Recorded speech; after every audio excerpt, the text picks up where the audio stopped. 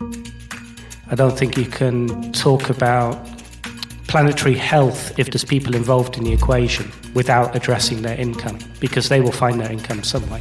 Welcome to People Planet Progress, navigating win-wins for food system transformation, featuring interviews, discussions, and reflections with individuals working to create positive impact for both people and planet. Conversations to help us understand the strategies and ideas driving progress in sustainable food systems. Now here are your hosts, Thomas Tichar and Tirza Hermans. All right, welcome back to our podcast, Planet People Progress. My name is Tirza, and I'm here with my colleague Thomas Tichar. It's good to be back for podcast 3 with a live session with a wonderful audience in front of us. Could you make yourself heard? Nice. All right, there they all are. They're real, by the way. We didn't just add that clapping. So Thomas, maybe you can describe a little bit where we're sitting, the setup here for our listeners. Yeah, so we're in a wonderful town called Amersfoort, which is, if you're listening to this from very far away, is just a hop, skip and a jump from Amsterdam. And we're doing this for, if you didn't hear the first 2 podcasts, this is during World Food Day, a global event, but which the Netherlands Food Partnership runs a event for every year, with an ever-widening and diverse audience of practitioners and policymakers, of which some of whom are in the room with us. There's about 400 people. We're in a lovely, renovated, old train station, rijtuigenlood. Something like that, yeah. But anyway, that's not so important for this discussion. What is important is that we have this audience and we have all of the panelists, whom I think we can now introduce, right? Yeah. So we'll be kicking off with the practitioners first. So Esther Katonga is the commercial manager at Tunga Nutrition Limited, based out of Kenya. After that, we'll be having Stuart Morris, who's the director of East-West Seed, knowledge transfer. And finally, Ayur Saleem Mithuku, who's the impact officer at Bob Inc. On the policy side, we have Eva Walsmit, thematic expert of biodiversity from the Ministry of Foreign Affairs. And we have Simkje, Kruiderink, the team lead biodiversity and water for the Ministry of Agriculture, Fisheries, Food Security and Nature. Right. We'll obviously give them more space to introduce themselves and their organizations when they speak. Oh yeah, so the format, just so you know, dear listener, is that we're first going to let the panel speak and reflect on the case studies that you've heard in the previous podcasts. Then we'll ask the 2 policymakers that we've just mentioned to respond to that. But we're also going to make sure we get plenty of audience input as well to hear their views. So that's how we're going to do it in this podcast. And in the next one, we will flip around that model. So we'll ask the policymakers to give more in-depth reflections, followed by the practitioners and again the audience. So let's invite our practitioners. I think we're starting with Esther. Yes. It would be great if you could first introduce yourself and where you work, and then we'd love to hear your reflections. Okay, so thank you so much for having me on the podcast, first of all. My name's Esther Katonga, like Thomas said, and I am the commercial manager at Tunga Nutrition Kenya Limited. So just a background on Tunga. We are a joint venture between a company called Unga Holdings and Nutreco BV, which is based in the Netherlands. So from the Nutreco side, we get our technical knowledge. This is around formulations for the fish feed, which we produce fish feed in Kenya. I think I forgot to mention. So we get most of the technical knowledge, anything commercially related from the Nutreco side, and then the actual factory is owned by Unga Holdings. So I have been in the aquaculture industry for close to a decade now in both Southern Africa and East Africa as well, currently in East Africa. And I think Gishanda speaks, it hit close to home because obviously I've had a professional relationship with them for a couple of years now. And my experience, even though I saw that the audience was a little bit skeptical on the having to balance the act, my experience in both East Africa and Southern Africa is that a lot of the times you will have to put one aside. So to have people, profit, and planet all having the same share of attention at the same time is not something that I've actually experienced on the ground. On paper and what we aspire to as a people, that's what we want. So normally you can have all three, but you have to build up to all the three. And that's what I've seen with Kishanda. They've had to build up over the years for all three. They didn't start out with, profit and people both getting the same level of attention or contribution. We are working on a project called Samaki Poa. Samaki is just fish in Swahili, Poa meaning great or okay. So basically good fish. And in that project, which we've partnered with Larive, Lattice, Blue Planet, and Food Tech, we are trying to provide the foundation for what it is that farmers actually need on the ground. Because what we saw is that what was on paper was not matching what was actually happening on the ground. When you visit the farmers, when you visit the communities, what is it that people need? They're not getting what it is that the paper is saying they're supposed to. So with Samaki Poa, Tunga's contribution in that is that we provide training hubs. We build or we renovate spaces that are not really being used for anything, and they become training hubs. So in those training hubs, we give them laptops, we give them a computer, which then gives them access to these internet trainings, knowledge on fish farming, which you see in the African context, it sounds so basic, but you're talking to somebody who has never even set up a Gmail account or an email account.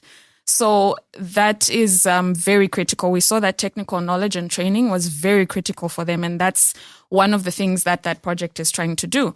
We also set up spaces for them where they can actually get access to the feed, because a lot of farms are very remote. They're close to the lakes. They're close to areas that are out in the outskirts. So they don't actually have anywhere to get the feed. So here I am, a commercial manager. I'm trying to sell feed, and people don't even know where to get it, or they don't have access to it. So we needed to set up spaces where people can actually access that feed, and they're accessing a feed that is quality, because you're also trying to save the lake in on the other side, I'm trying to save the lake. A lot of the feed that is being produced locally, or a lot of the feed that was coming into the country, was actually polluting the lake. So you're answering the question of people. You're providing them with a sustainable source of protein, which is fish.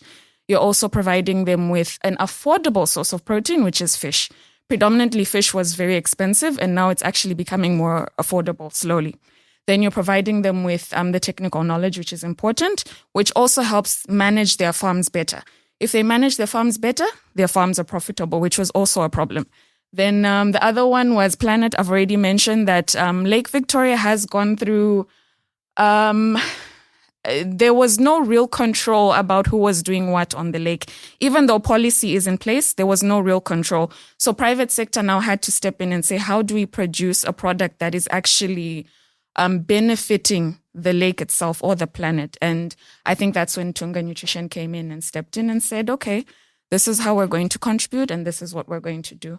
So from my context, that is what I aspire to as an individual. That is what Nutreco aspires to, but that hasn't been what I've seen on the ground. Yeah. Great. Thank you so much. So, really, really insightful in terms of they can be done, but you definitely have to prioritize and choose. And it also, I could imagine we can take that up in a debate, but one following the other is not guaranteed. It's also going to be about one success then leading to another. Absolutely. Yeah. Stuart, do you want to respond to the case studies as well as to Esther possibly as well and your own experience? And please take the time to introduce KT as well. Sure. So my name's Stuart Morris. I'm the director of East West Seed Knowledge Transfer. We're a foundation, non-profit foundation. And our aim is to really position vegetables or vegetable production as a viable, profitable and sustainable livelihood for smallholder farmers in Africa and in Asia. We're very much related to East West Seed Company. We're very proud of that, and we think that's why we can deliver such impactful results. We're not just based on the public good side, we're driven by a very long-term business aspiration of the company, of East West Seed. So we're not there to market the products, we're not there to develop the market for East West, but the work of the foundation creates an environment where, after many years, East West can be more successful in less developed markets. And they also then bring in innovation, and that attracts other actors on the market. So eventually you get a sustainable and a very vibrant, competitive input market developing as well. Maybe a few reflections on the two case studies. I think, first of all, I mean, they're both quite similar in a way. They're both in a national park. And, well, actually, my conclusion was that both really show that you can, it's not only possible to link planetary health with income, with livelihood, but I think it's absolutely necessary. I don't think you can talk about planetary health if there's people involved in the equation without addressing their income, because they will find their income some way. On the PIP in Uganda, I think that it was mainly geared, or at least in my opinion, it was mainly geared towards the environmental side, the planetary health side. But if you look at it, it really had still a strong element of income generation or livelihood development. It wasn't actually coming out in the video, but in the podcasts, they talk about enabling or supporting the communities to collect honey as an income. There was collecting firewood as livelihood, and then there was vegetable production, which is very close to my heart. And I think that thing on the vegetable production, it is really interesting. They were setting up backyard gardens for both nutrition and income, so selling the excess, and that seems to work quite well. But the podcast also talked about, I'm not sure if it's the same communities, but presumably in the same area, people were still going into the national park for onion production and then producing onion on what I understood from the podcast as being quite steep slopes. And if you're going over, say, 15 degrees slope, it's not a place for good production, especially in the national park. So you've got the issue of, let's say, the probable issue of irreversible damage coming through erosion, the use of the misuse of agrochemicals. But what do you do about it? You then do a trade-off and say, okay, regulation, you stop the people going and you stop their income. Because we all aspire to support our families, to look for more income. And if you stop that income, they will find another way. And without being supported, it'll probably be back in the national park doing something else. So maybe it's a choice. Better regulation in the park, which really means people have to think long-term. Planting perennial crops along contour lines, which is a way to prevent erosion, that's not going to happen if farmers are thinking short-term. So you have to enable the farmers to think longer-term, which means some ownership of the land, or at least right to use their land. So maybe that's a win-win for me, not a trade-off. And, well, coming to Rwanda, the Gashinda fish farm, again, super interesting. I think you were saying earlier, it's very much swayed towards business, and I fully agree. But there is a very strong element, and again, it's much more clear on the podcast, a strong element of not only maintaining the situation in the environment, the planetary health, but to better that still. And I guess that was where the core of the problem was, that the park was degrading, people coming in, encroaching in the park, poaching fish, because they had no other opportunity outside. The overfishing outside, the pollution outside, fish stocks going down, so people are forced to come into a park situation. So setting up these business cases outside of the park as a solution for that, I find very smart. But I guess nothing is absolutely perfect. People will still go into the park. You're not solving the full problem, but you've really made the situation much better through that win-win. Just a couple of reflections from our side as an organisation. There's maybe just 2 points that I wanted to bring along. One thing is that it's I think there's a big missed opportunity sometimes with looking at development through a business case, and we talk about it a lot, especially in PPPs, public-private partnerships. But I still think it's not really happening to its full extent, and people are fully utilising that. And it's not just the business case or the product or the service that the companies are offering. It's often about the people in an institution or a company or an organisation, which really comes down to the culture of an organisation. And to me, that would be the defining factor. We talked about this focus across the 3 Ps. Where would a company or an organisation shine more? Would it be on the people, the profit, or the planet? And I think that culture of an organisation is a very defining factor behind that. And again, it's probably quite missed at times. And just before I wrap up, one example of choice that we've had to make between a trade-off or a win-win. So we train farmers, and we, through our model, we really want to make systemic change on markets, which requires a critical mass of farmers. So we decided years ago, are we going to go chemical-free? Because we all know the dangers of chemicals to health, to the environment, etc. Or are we going to take a more conventional approach and train farmers in the sustainable use of agrochemicals? So sustainable use, say judicious use of agrochemicals. That's the choice we took. And reflecting back after many years of that, I think not only have we been able to reach more farmers because of that, because the markets for conventional vegetables in less developed areas are much bigger than chemical-free vegetables. But actually, and you could say slightly ironically, the environmental good of working with the chemicals in that case probably has done much more than going chemical-free or organic.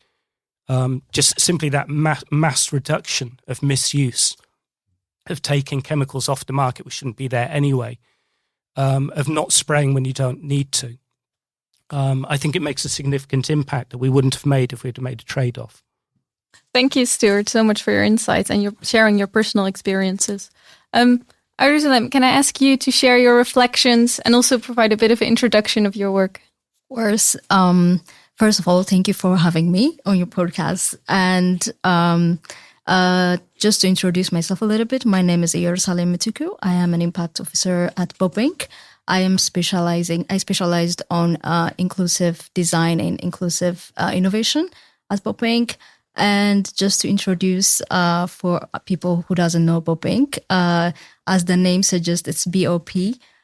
We work for the base of the pyramid. So our main focus is to provide services and products for low-income communities. And our offices mainly work on, or most of our projects are in Africa and Asia. And the other part of our name is Innovation Center. So we usually focus on new innovations, thinking outside of the box. What kind of solutions can we create, thinking outside of the box, especially when we're talking about people, planet, and profit. I think it's very important to think outside of the box and to see what is out there that we usually don't see. So that's what we do. And we have a lot of projects on agri-food and also waste collection or repurposing waste, and also different projects on also energy. So I think the programs that you showed earlier, again, as Esther said, it hits like home, and we relate a lot to that. And I think also for the case that I will present, I was taking some of the important points from those, and I think it can relate a lot. For example, from the first case in Uganda, I was looking at watching the videos and also listening to the podcast. What are the common aspects that we see when we're talking about people, planet, and profit, also from these cases? And one takeaway for me was ownership, especially local ownership on the first case, which I think is very important when we're talking about sustainability, the community coming together, themselves leading, these initiatives rather than a project always hand-holding. And I think this is very important for long-term impacts. And that's also something that I will reflect on later. And also on the second one, planetary health and affordability. So in Bopink, as I said earlier, our aim is to benefit low-income communities. So affordability for us is very important, providing affordable products and also services. So I think this is also another aspect that I take away from the second case, providing the communities with products that are very much affordable. So I think this will also lead these initiatives and make it more sustainable. Saying that, I also wanted to reflect on some of our projects from Bopink, because we have a lot of projects, a lot of pilots that we're working on to achieve this people, planet, and profit. And I thought, let me choose one case that would show this. And then later we have a disclaimer on, like what it takes to get here. But I thought this case would exemplify the people, planet, and profit and how we can achieve that. So this is a case we had in Benin. And it takes a good initiative in taking advantage of or taking an opportunity in changing something that used to be taken as a farm waste and turning it into a product, a valuable product for the local market. So just to give a little bit of a background about this project. So in Benin, the focus was on cashew nuts, a project in cashew nuts and cashew apples. So I'm not sure how many of you have seen a cashew nut plant before, but it is surrounded by an apple-looking fruit. So the cashew nut is inside, and there's an apple fruit surrounding it. And for most farmers, processors, and also exporters, the value only lies on the cashew nut, not on the cashew apple that is surrounding it, which is very nutritious. And just to put this into perspective, surrounding Africa, all over Africa, every year millions of tons of this cashew apple is discarded because it's only seen as a byproduct that has very limited value.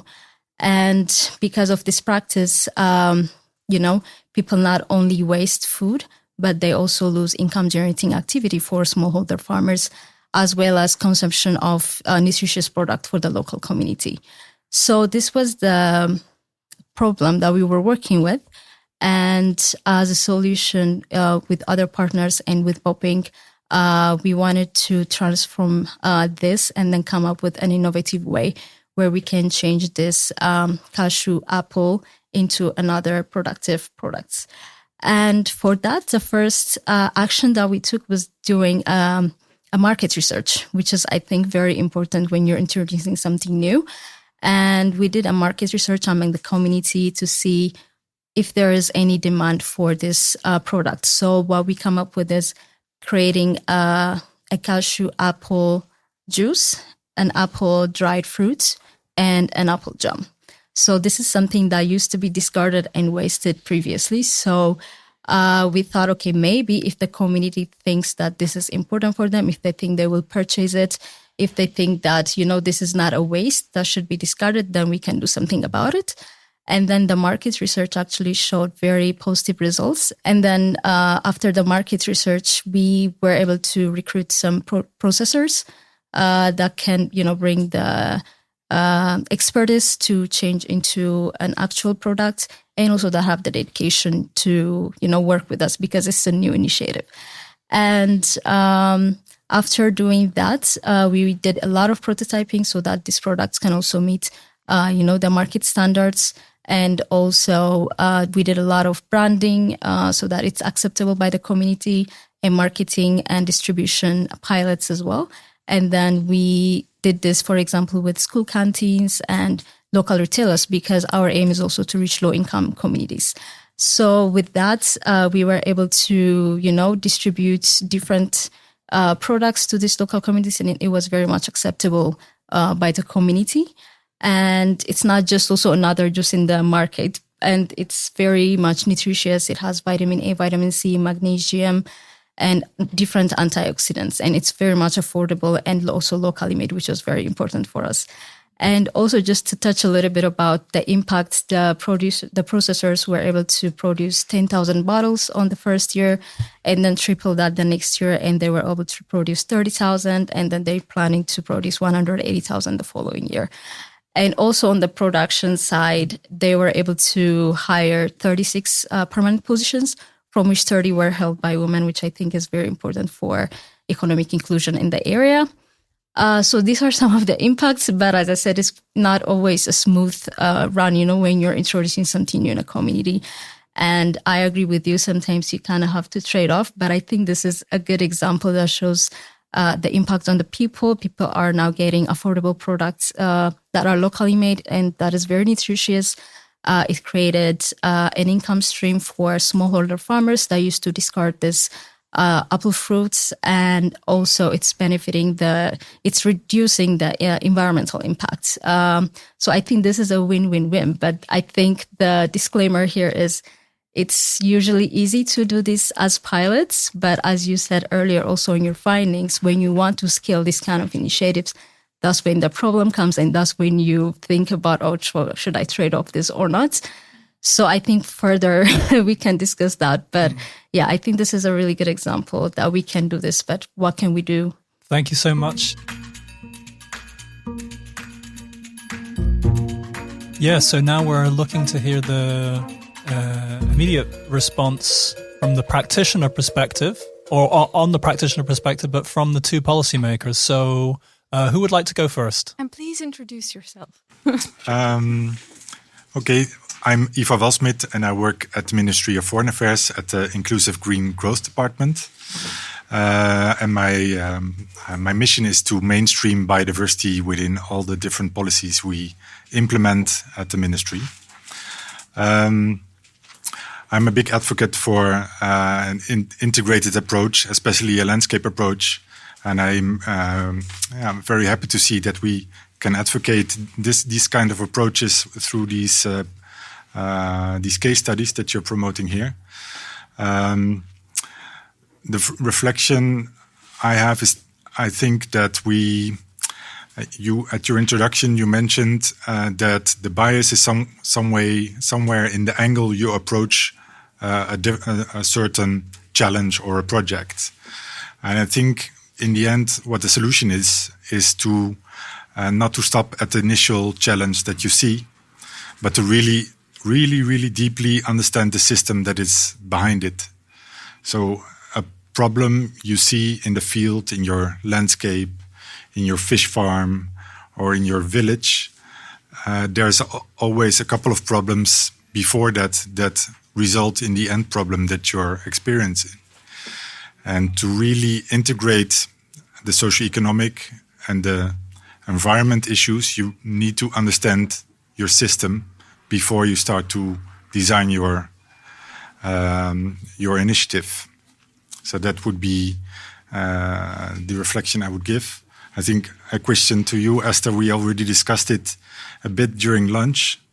I think your project is very much also of an environmental benefit, as it stops poaching and it stops bad feed being introduced into the environment. But there is a risk, and you mentioned that also, that you transfer the risk outside of your national park, because you said part of the feed is made of soya that is produced elsewhere in Africa, and there might be a forced loss in there, a risk of forced loss. So that is, and so your system is always larger than your own area that you work with. Esther, do you want to react maybe first? Yeah, that's actually a very good question, because sometimes we try to fix the immediate problem in our community or our vicinity, and then we forget we're creating, like you said, a problem somewhere else. So one of the things that Tunga or Skretting, and I'll use them interchangeably because we're basically the same people. One of the things that Skretting is very big on is we need to validate where are our raw materials coming from.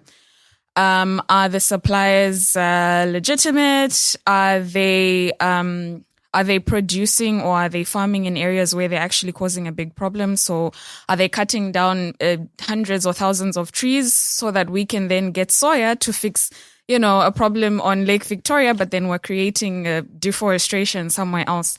So that is one of the things that is considered before we even buy those raw materials. And So it's an answer to a problem, but it creates another problem, which is I'm also trying to put a feed on the market that is affordable so that the end product, which is the fish, is also affordable.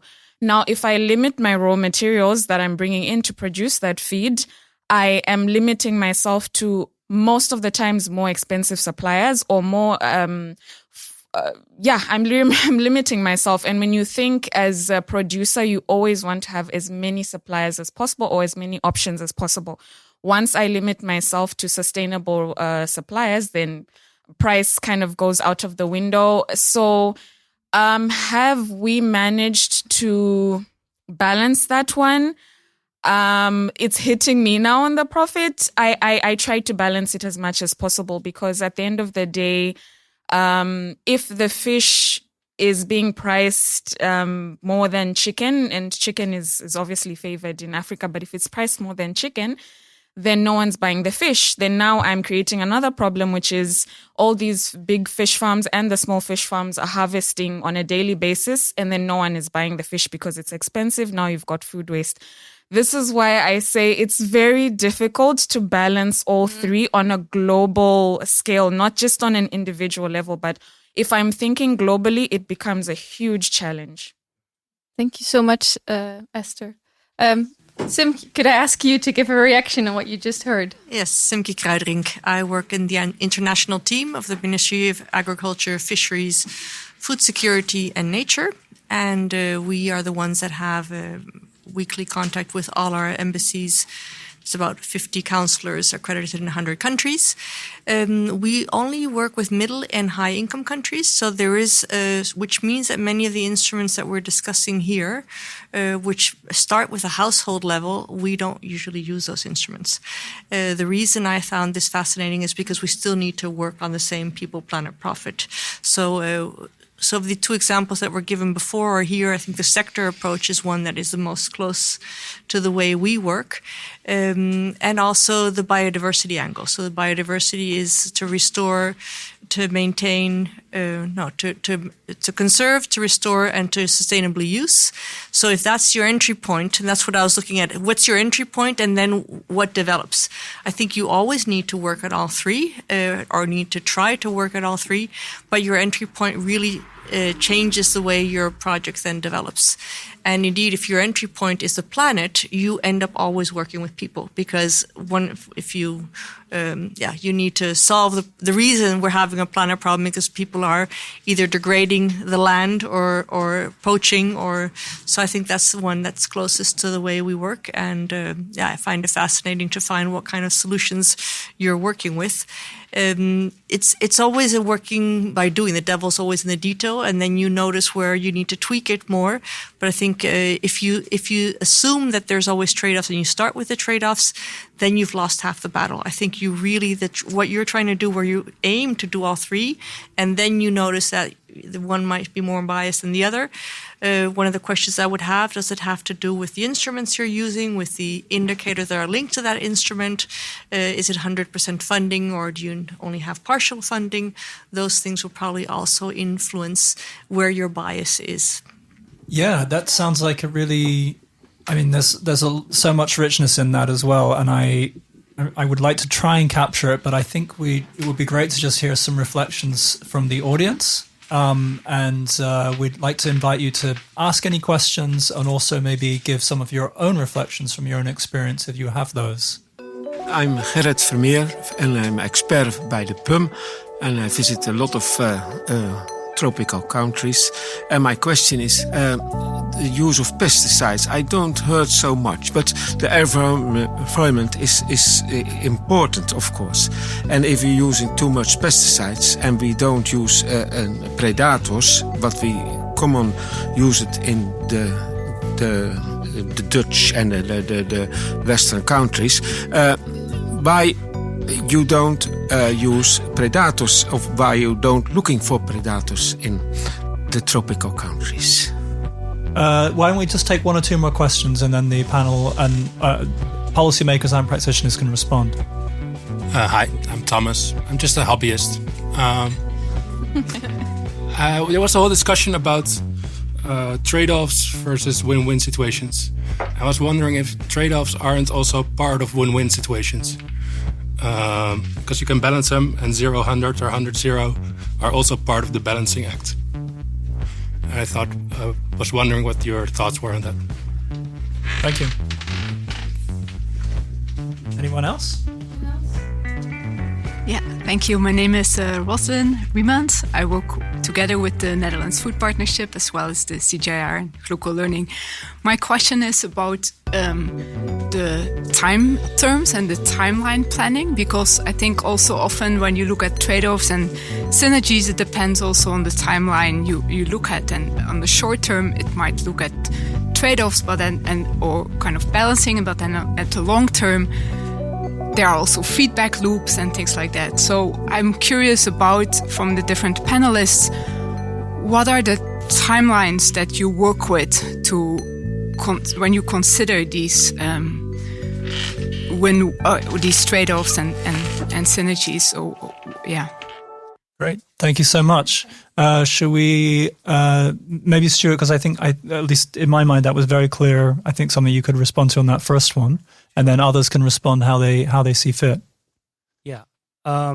So you're absolutely right. There's the use of pesticides. It's not the use; it's the misuse of pesticides, and not just pesticides, agrochemicals. It's a massive problem in most countries, and the poorer the communities, the bigger the problem seems to be. It's the lack of knowledge on how to use them, and it's the quality of the inputs they have at hand. And often the companies are dumping the worst chemicals in the poorest area. It's a really terrible thing. But the way we change farmers' way of thinking is through business, actually.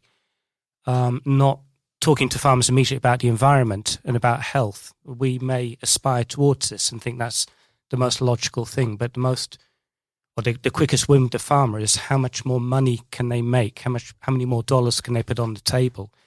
And if you follow sustainable agricultural practices, using agrochemicals but correctly, you use much less and you actually save a lot of money. Your yield goes up, your quality goes up.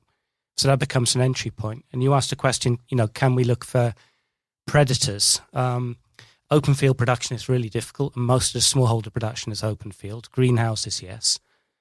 But there's a lot of natural alternatives to pesticides. And so, if you reduce the misuse of pesticides, you've got the first entry point to come in with other solutions. And then the sector slowly starts to clean itself up. Just with 2-3 minutes remaining, would any of the other panelists like to respond to this point about, isn't trade-offs just part of the win-wins? And that kind of relates to the third questions about the scale or the timeline of trade-offs. I think those two questions are quite overlapping. I would invite the practitioners, because then we'll ask the policymakers to come to the table afterwards, and you can spend a bit more time on that. Yeah, I think that was a really good question. If we can find trade-offs within the win-win, and then if that eventually balances it. But I think usually the challenge is the balance usually skews towards profit, because as also for her question, I think this also answers both, because in the short term, you have to be profitable. When you're, for example, supporting smallholder farmers, they have to make profit, they have to have a living. So that's what imbalances it the most. Of course, if you think, okay, this project would focus on planet, this project would focus on profit, and the other one would focus on planetary health. But usually the focus is more on the profit. That's why we have to think of how can we do these three all together?